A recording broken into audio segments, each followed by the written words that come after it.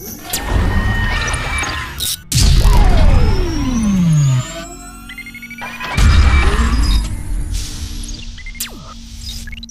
का हमारा first question है, bite cell degmacytes are characteristics of which condition. यानी आपको पूछा जा रहा है बाइट सेल या डेगमासाइट्स निम्नलिखित में से किस स्थिति में पाए जाते हैं। तो इसका राइट आंसर हो जाएगा ऑप्शन बी, G6PD डेफिशिएंसी। ठीक है, तो देखिए यहाँ पे क्या है कि पहले बाइट सेल को आपको समझना पड़ेगा। बाइट सेल में क्या होता है कि जो आरबीसी है वो ऐसा दिखता है कि उसका किनारा जो है बिल्कुल कोई बाइट कर लिया हुआ है, यानी आरबीसी का जो शेप होगा तो उसमें ये किनारा जो है वो क्या लगेगा कि बाइट किया हुआ है। ठीक है, आरबीसी तो आपको पता है कि राउंड शेप का होता है, तो यहाँ पे ये किनारा क्या लगेगा कि यहाँ पे बाइट किया हुआ है। ठीक है, तो इसी वजह से इसको हम लोग बाइट सेल कहते हैं और ये सबसे कैरेक्टरिस्टिक रूप से G6PD डेफिशिएंसी में पाया जाता है। ठीक है, अब देखिए इसमें होता क्या है, तो G6PD डेफिशिएंसी में ऑक्सीडेटिव स्ट्रेस, इस स्ट्रेस में क्या होता है जो आरबीसी में जो हेमोग्लोबिन डीनेचर होकर हिंज बॉडी बनाते हैं, आरबीसी में जो हेमोग्लोबिन प्रेजेंट होता है वो डीनेचर होकर क्या बनाएगा, हिंज बॉडी, हिंज बॉडीज बनाते हैं। और स्प्लीन को पता है आपको, स्प्लीन का काम, तो स्प्लीन जो होता है इसी हिंज बॉडीज को निकालने के टाइम में जो है जो आरबीसी का जो पोर्शन है उसके किनारे का कुछ हिस्सा को जो है निकाल देता है। ठीक है, तो जिस वजह से जो सेल का जो शेप होगा वो लगेगा हमें बाइट सेल की तरह। ठीक है, चलिए तो आपको याद रखना है G6PD, Heinz body, spleen bite RBC. ठीक है, और बाइट सेल का फॉर्मेशन, ये आपको अच्छे से याद रह जाएगा। चलिए नेक्स्ट है हमारा क्वेश्चन नंबर 2 है, Rolex formation is prominently seen in, यानी मुख्य रूप से किस स्थिति में रोलेक्स फॉर्मेशन को देखा जाता है। तो इसका राइट आंसर हो जाएगा option A, multiple myeloma. Multiple myeloma के केस में हम लोग रोलेक्स फॉर्मेशन को देखते हैं। ठीक है, रोलेक्स फॉर्मेशन में होता क्या है, रोलेक्स फॉर्मेशन में आरबीसी जो है एक के ऊपर एक जो है सिक्के का, जब आप देखे हो कभी स्टॉक, तो एक के ऊपर एक जो है सिक्का ऐसे ही रख देते हैं, तो ये एक रोलेक्स फॉर्मेशन का टाइप हो गया। ठीक है, यानी सिक्के के ऊपर जो है स्टैक, यानी जो कॉइन लाइक अरेंजमेंट जो है ऐसा दिखेगा आपको यहाँ पे आरबीसी का। ठीक है, तो मल्टीपल माइलोमा जो है एक इसमें क्या होता है, जो एबनॉर्मल प्लाज्मा सेल्स होते हैं वो बहुत अधिक इम्यूनोग्लोबुलिन बनाते हैं। ठीक है, ये आपको याद रखना है, और इससे जो आरबीसी होंगे आपस में चिपक कर रोलेक्स फॉर्मेशन कर देते हैं। ठीक है, यानी आपको याद रखना है कि यहाँ पे मल्टीपल माइलोमा के केस में क्या होता है, इम्यूनोग्लोबुलिन जो है ये ज्यादा फॉर्मेशन होता है। ठीक है, यानी जो हमारे एबनॉर्मल प्लाज्मा सेल होंगे, एबनॉर्मल प्लाज्मा सेल ये क्या करेंगे, ये बनाएंगे तुम्हारे मोर इम्यूनोग्लोबुलिन, और ये इसकी वजह से जो है इसी इम्यूनोग्लोबुलिन की वजह से आरबीसी आपस में जो है चिपक कर क्या बनाते हैं, रोलेक्स फॉर्मेशन, रोलेक्स फॉर्मेशन। ठीक है, ये समझ में आपको आ गया। चलिए नेक्स्ट क्वेश्चन देख लेते हैं। Question number 3, a shift to left in differential leukocyte count indicate. आपको पूछा रहा है डिफरेंशियल ल्यूकोसाइट काउंट में शिफ्ट टू लेफ्ट किसका संकेत है। तो इसका राइट आंसर हो जाएगा ऑप्शन बी, यानी इंक्रीज्ड इमेच्योर न्यूट्रोफिल्स। देखिए इसमें होता क्या है, जब शरीर में कोई गंभीर इन्फेक्शन या सूजन यानी इन्फ्लामेशन होता है, ठीक है, इन्फ्लामेशन के केस में तो बोन मेरो जो हमारा है, बोन मेरो वो बहुत अधिक तेजी से काम करना स्टार्ट कर देता है। ठीक है, और इस कंडीशन में क्या होता है कि वो मेच्योर न्यूट्रोफिल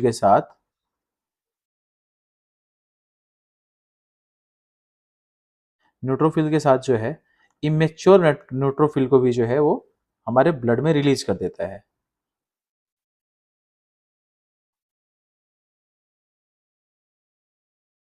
ठीक है, इसको हमारे ब्लड में रिलीज करता है, तो अब इसके वजह से क्या होता है, इस कंडीशन को हम लोग बोलते हैं shift to the left, shift to the left.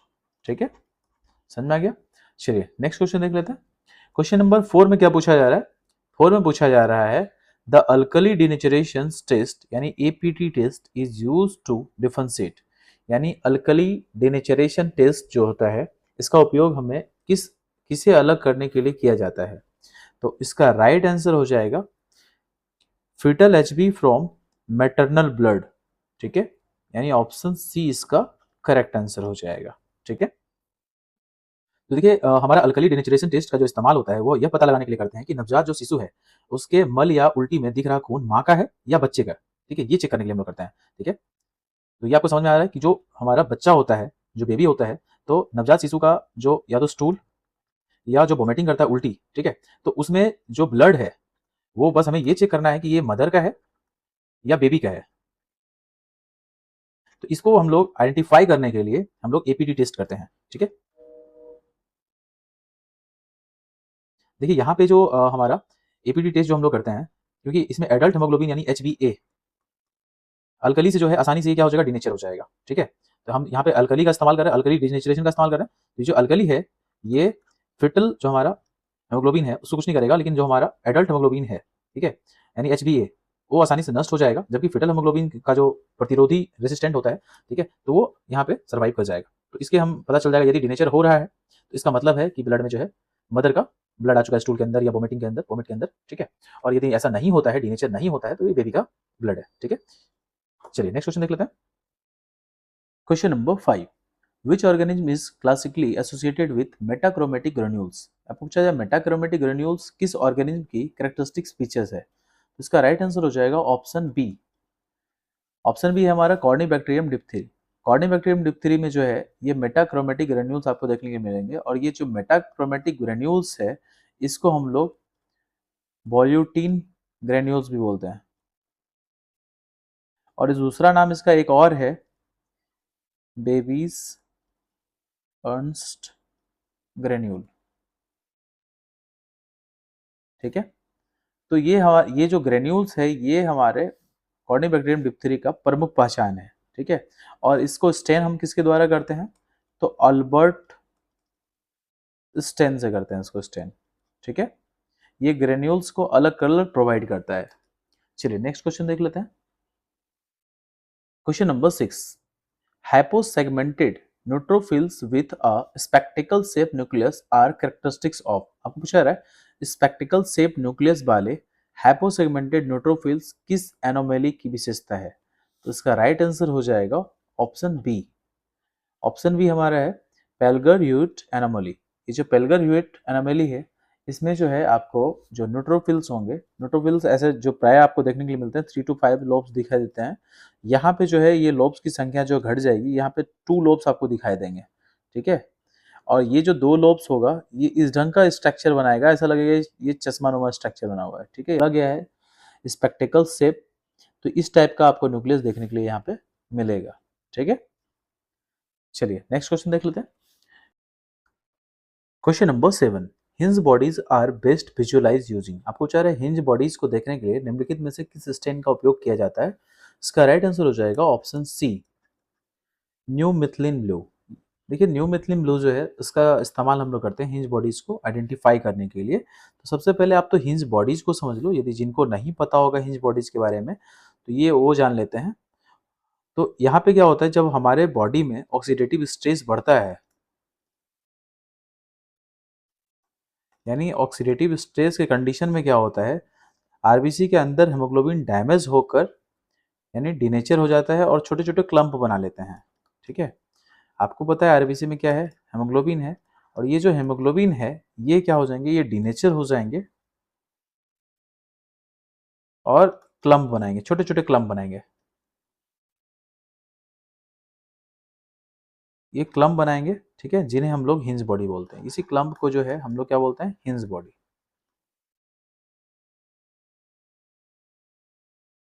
ठीक है, और जब हम लोग उसको स्टेन करते हैं तो यहाँ पे क्या होगा, जो आपका ये आरबीसी है वो आपके छोटे छोटे जो यहाँ पे क्लम्प जो बने हुए हैं ये आपको आसानी से दिखाई देंगे। ठीक है, यानी डीप ब्लू या पर्पल के छोटे छोटे गोल बिंदु यानी इंक्लूजन जो है ये आपको यहाँ पे इसके अंदर आरबीसी के अंदर देखने के लिए मिलेंगे आपको। ठीक है, ये जो क्लम्प है ये आपको देखने के लिए मिलेंगे किस कलर के, तो dark blue to purple colour. ठीक है, चलिए नेक्स्ट क्वेश्चन देख लेते हैं। Question number 8, which condition typically show a microcytic hypochromic blood picture. आपको जो पूछा जा रहा है निम्नलिखित में से किस कंडीशन में माइक्रोसाइटिक हाइपोक्रोमिक ब्लड पिक्चर पाया जाता है, तो इसका राइट आंसर हो जाएगा ऑप्शन बी, यानी iron deficiency anaemia. Iron deficiency anaemia में जब आयरन की बॉडी में कमी हो जाती है तो हेमोग्लोबिन सही से नहीं बन पाता। ठीक है, इसका कारण क्या होगा कि जो आरबीसी का जो साइज है वो क्या हो जाएगा, छोटा हो जाएगा। ठीक है, यानी साइज जो है वो छोटा हो जाएगा। आरबीसी साइज छोटा होने की वजह से जो है उसका जो कलर है वो भी फेड हो जाएगा। ठीक है, तो इसी कंडीशन को बोलते हैं हम लोग हाइपोक्रोमिक। ठीक है। और माइक्रोसाइटिक यानी ये हाइपोक्रोमिक माइक्रोसाइटिक ब्लड पिक्चर जो है आपको आयरन डेफिशिएंसी में देखने के लिए मिलेंगे आपको। Question number 9, Drabkin solution is used for haemoglobin estimation content. आपको पूछा जा रहा है कि जो हेमोग्लोबिन एस्टिमेशन के लिए हम लोग ड्रैपकिन सॉल्यूशन का इस्तेमाल करते हैं, तो उसके अंदर जो है क्या क्या होता है, क्या प्रेजेंट होता है, ये आपको पूछा जा रहा है। तो इसका राइट आंसर हो जाएगा ऑप्शन ए, यानी पोटेशियम साइनाइड, पोटेशियम फेरिसाइनाइड।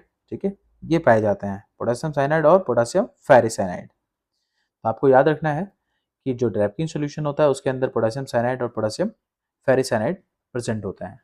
चलिए नेक्स्ट क्वेश्चन देख लेते हैं। Question number 10, Jaffe reaction is used for the estimation of. आपको पूछा रहा है जैफी रिएक्शन का उपयोग किसके एस्टिमेशन के लिए किया जाता है, तो इसका राइट आंसर हो जाएगा ऑप्शन बी, क्रेटिनिन। हम लोग क्रेटिनिन के एस्टिमेशन के लिए हम लोग जैफी रिएक्शन करते हैं। तो इसमें क्या होता है कि जो अल्कलाइन पिक्रेट होता है, उस रिएजेंट का अल्कलाइन पिक्रेट रिएजेंट को जब हम लोग क्रेटिनिन के साथ रिएक्ट कराते हैं तो ऑरेंज रेड रंग का कॉम्प्लेक्स बनता है। ठीक है,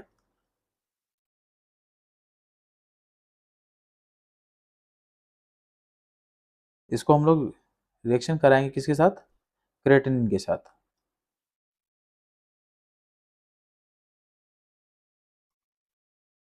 ठीक है, तो इससे क्या हो जाएगा, यहाँ पे जो कॉम्प्लेक्स बनेगा किस टाइप का बनेगा, तो ऑरेंज रंग, ऑरेंज रेड। ठीक है, इस कलर का कॉम्प्लेक्स बनता है और जिसके इंटेंसिटी को हम लोग मेजर करते हैं। कलर के इंटेंसिटी के हिसाब से आप बता सकते हैं कि किसी के क्रेटिनिन लेवल कितने हैं। ठीक है, चलिए नेक्स्ट क्वेश्चन देख लेते हैं।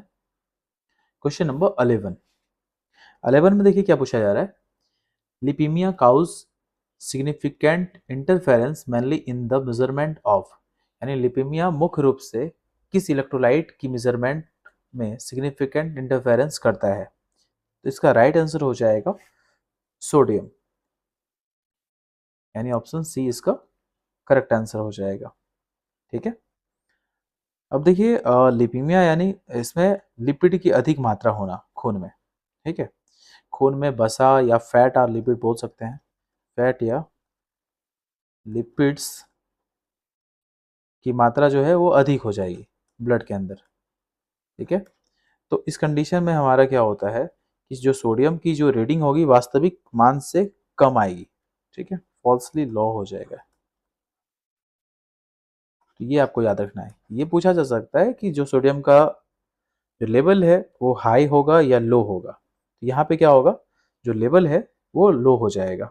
ठीक है, ऐसा इसलिए होता है क्योंकि लिपिड सैंपल के जो वाटर फेज हैं की जगह पर मतलब घेर लेता है। ठीक है, वाटर फेज की जगह घेर लेता है, जिससे इलेक्ट्रोलाइट मेजरमेंट में गड़बड़ी आ जाता है। ठीक है, चलिए नेक्स्ट क्वेश्चन देख लेते हैं। Question number 12, the reference method for glucose estimation is. Glucose estimation के लिए रेफरेंस मेथड कौन सी है, तो इसका राइट आंसर हो जाएगा ऑप्शन बी, हेक्सोकाइनेज मेथड। देखिए जो हेक्सोकाइनेज मेथड है इसको हम लोग रेफरेंस मेथड बोलते हैं क्योंकि ये बिल्कुल सटीक होता है, यानी एक्यूरेट है, स्पेसिफिक है। ठीक है, हालांकि जो लैब में जो हम लोग टेस्ट करते हैं तो वहाँ पे हम लोग जीओडी पीओडी मेथड का इस्तेमाल करते हैं। ठीक है, जीओडी पीओडी। चलिए नेक्स्ट क्वेश्चन देख लेते हैं। क्वेश्चन नंबर 13, देखिए 13 में पूछा जा रहा है आपको, deficiency of which vitamin cause beriberi. आपको पूछा जा रहा है कौन से विटामिन की कमी से बेरी बेरी रोग होता है। ठीक है, तो इसका राइट आंसर हो जाएगा ऑप्शन बी, विटामिन बी 1। ठीक है, विटामिन बी 1 यानी थायमीन, यानी थायमीन की कमी से जो होता है हमारे बॉडी में बेरी बेरी रोग जो है वो हो जाएगा। ठीक है, आपको पता है कि ये जो हमारा विटामिन है वो नर्व फंक्शन यानी तंत्रिका तंत्र के लिए बहुत ज़रूरी होता है। इसकी कमी से कमजोरी, नसों में दर्द, दिल से जुड़ी समस्या ये सब भी हो सकती है। ठीक है, चलिए नेक्स्ट क्वेश्चन देख लेते हैं।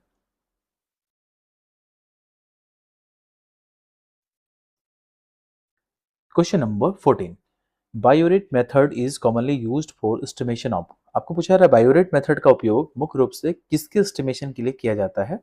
तो इसका राइट आंसर हो जाएगा ऑप्शन ए, टोटल प्रोटीन। ठीक है, टोटल प्रोटीन के एस्टिमेशन के लिए हम लोग बायोरेट मेथड का इस्तेमाल करते हैं। अब देखिए यहाँ पे क्या होता है कि बायोरेट मेथड में जो कॉपर आयन होता है, ये प्रोटीन के पेप्टाइड बॉन्ड्स जो होते हैं उसके साथ ये मिलकर एक कॉम्प्लेक्स बनाता है, कलर कॉम्प्लेक्स बनाता है वायलेट या पर्पल कलर का। ठीक है, किसके साथ मिलके? तो पेप्टाइड बॉन्ड के साथ। ये जो प्रोटीन के पेप्टाइड बॉन्ड होते हैं इसके साथ मिलके यह क्या बनाता है?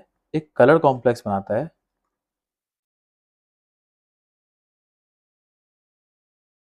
इसका कलर कैसा होता है?